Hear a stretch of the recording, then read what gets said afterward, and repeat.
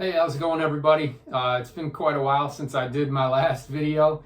This one's going to be a bit of a, just kind of catch you guys up on what I've been up to and just some random thoughts on other guitar stuff. So sit back and grab yourself a cup of coffee or the beverage of your choice and, let's have a chat. First off, a lot has happened since my last posted video. I don't know if you guys saw that. I did a video about if you could convert a quick plug, one of the GFS Guitar Fetish pickups, if you could convert that to a regular style pickup and just wire it in just like a regular old pickup. And we found out that you definitely could. So there was that video. I don't know if you guys saw that. If you haven't, check that one out. That was a pretty fun one to do. But what's happened since then? Man, a lot of stuff has happened since then. That was probably, what, a month ago? First off, my car died. Yeah, it was a pretty messy death too. It was I had an issue with my particular car that I had. Let me just tell you guys the backstory. It's a pretty funny story, but I was in the market for a used vehicle and I got a Cadillac, and I thought I got an awesome deal on a Cadillac. It was a used one, and the price was just amazing. And I was like kind of kicking myself, like, wow, I got a Cadillac. It's, nice luxury style vehicle. But let me tell you, those things are expensive when it comes to anything that you have to get repaired on it. Expensive. First thing out of the gate, I had to repair the shocks. I could have kicked myself, but after test driving it and everything, I didn't notice it. But my wife drove the car home after we had just bought it, and I could see the back of the car was just doing this. I don't know how I didn't notice that when I test drove it, but anyway, that was my own fault. Got home and I thought, okay, no big deal. I'll just take it in and have the rear shocks replaced. Well, everything's electronic on that thing, and it's all like there's sensors everywhere and all that stuff. And I don't mean to diss anybody that has a Cadillac and likes Cadillac. I'm just telling you, for me, just the cost of having those things repaired all the time is just way inexcusable. I can't. I will never again buy a Cadillac for that very reason. But okay, back to the story. Took it into a couple of car places, and the prices they quoted me to have the shocks fixed, just insane money, like almost what I paid for the car. I'm not even kidding. Like, the shocks themselves were like practically $2,000, just the shocks. I mean, that doesn't even count labor and all that stuff. So I ended up doing that myself. I don't want to bore you with all the details of it, but anyway, it's just been like that ever since I bought the thing. One thing after the other, and I've had to kind of try to repair it myself. And even the headlights on that thing, God forbid if like a headlight went out, I would have had to take it to the dealership because they have to like literally pull the bumper off. I mean, are you kidding me? Anyway, well, the last thing, that the straw that broke the camel's back, so to speak, was the oil filter is in this metal housing. Like, how crazy is that? You have to remove this bolt in order to get down into the where the oil filter is. Well, that bolt, that top, that metal seal pretty much like rusted solid on there, and you couldn't remove it. Basically, I took it to 2 or 3 places, and they were like, yeah, we can't get this thing off to change your oil, so you're gonna have to take it to a specialist, an auto repair place. Well, I ended up trying to do it myself to save a buck, and needless to say, I ended up breaking the bolt off of the thing, and I also caused a hole in where that oil filter housing is. Anyway, I went to start it the next day, and through that little tiny hole that I didn't even realize I had made, it started spewing oil everywhere. So that was pretty gnarly, and so mistake number one, I tried to fix it myself. That was stupid. I should have took it to the auto repair place immediately, trying to save a buck again. But mistake number two, I tried to patch the hole as best as I could and drive it up to the auto repair place. Well, I don't want to bore you with all the gory details, but this is a pretty funny story. Stick with me. Instead of having it towed up to the car repair place, I thought that I could patch the hole up myself and then make it work well enough to drive it up to the car repair place myself. Well, because it's only like 2 minutes away. So that said, I thought I repaired it pretty good, started it up and got, going down the street, and the oil started spewing out again. And I did the best I could to get it to the auto repair place, and I did. I, in fact, get it to there. But upon arrival, I noticed a smell of some smoke, and I popped the hood, and it was on fire. So yes, my engine was on fire. That was a new experience. I finally got the fire out after trying to hit it with a blanket, my Carhartt jacket. Trying to get the fire out. I couldn't just leave it like that.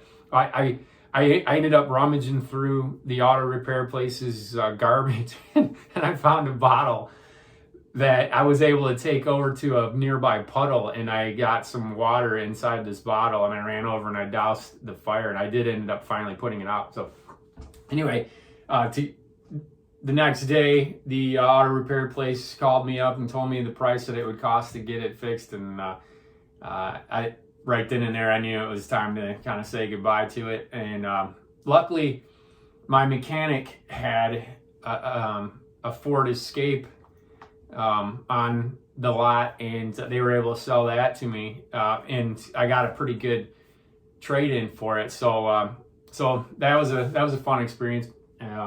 Sorry that one was a bit of a long story, but I just had to share. That's the first time I'd ever had a car catch on fire. So that's not an experience I want to repeat. Again, 2 mistakes. I should have just took it to the auto repair place and had them fix that problem. Mistake number 2 was after breaking the thing, then trying to patch it up and drive it there myself. I should have called the tow truck. But anyway, I'm happy to be rid of that one, honestly. And I'm really happy with the one that I got now. So that's a cool thing. All right, so the next big thing that's happened since my last video, I got a new job. So that's actually a really cool thing. I had been working as a freelance, contract graphic designer, art director, that sort of thing, for about 1.5 years. I had been working from home, which was really cool. It was great to be here, here with my family and working from home. That was a really cool thing, but the bummer part of it is because I was freelance, I did not get benefits. I wasn't getting paid time off. No sick time or anything like that. I got 0 benefits. We were having to pay for that out of pocket, and it's pretty expensive. I don't know if you guys know what that's like, but it's pretty expensive. 3 kids and a wife. It's a lot to cover. Anyway, through a recruiter friend of mine, I was offered a really cool position. It's a little bit of a career pivot, though. Instead of just graphic design, art direction, I'm actually going to be specializing more in like user interface and user experience.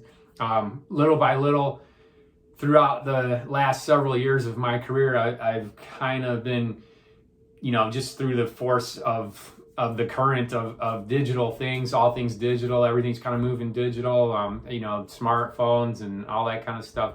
It's, I've been getting a little more into the digital side of things and just specializing more in that. I was lucky enough to get offered a pretty cool position. So that's just been a really cool, awesome thing for me and my family. So that's happened. The only drawback is that I now have to actually go on site and actually be on, actually at the job. I'm not working from home anymore. So that is a big part of why I haven't posted a video in quite a while.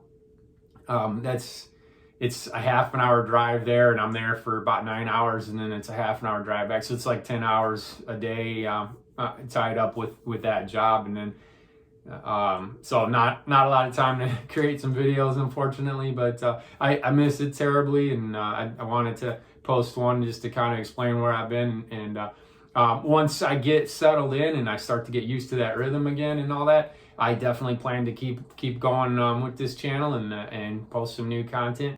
All right, so one quick guitar related thing before I go. Have you guys seen these new 40th anniversary series Squiers that Fender just came out with?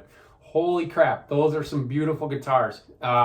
They got two basses and a Strat, a Tele, and a Jazzmaster. That's the one that I kind of want to talk to you about.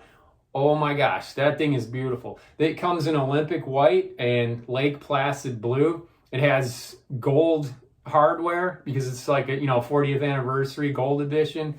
The metallized pick guard, and it has a bound fretboard and those block inlays that I love, that I talk about frequently on the channel.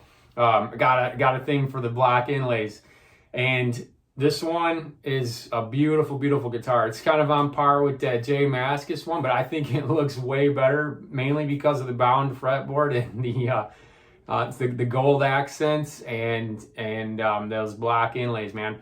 The block inlays get me every time.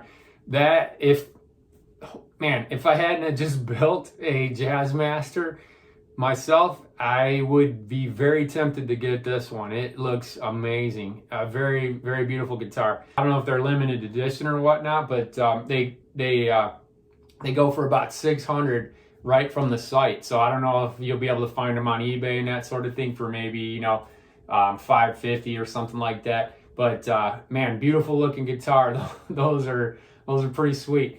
I'm not much of a Tele guy or a Strat guy. But like I said, I'm very interested in that Jazzmaster, and just to hear some reviews on that thing. Maybe I'll get my hands on one somehow and try to do a review myself. But who knows? Maybe they'll do a Jaguar too. But as of right now, it's just the two basses, the Strat, the Tele, and the Jazzmaster. So really cool. All right, so that'll do it for me this time. Like I said, thanks for being patient and listening to my stories and my rambling. I just wanted to cue you in on where I've been. Be patient. I got some cool ideas for some cool content for some future videos, so be on the lookout for those. And until then, thanks again for tuning into this one. If you've watched the whole thing, I appreciate it. Hope you guys are all doing well and staying healthy and avoiding all the variants and all that sort of thing. And we'll see you in the next one. Thanks again, everybody. Bye.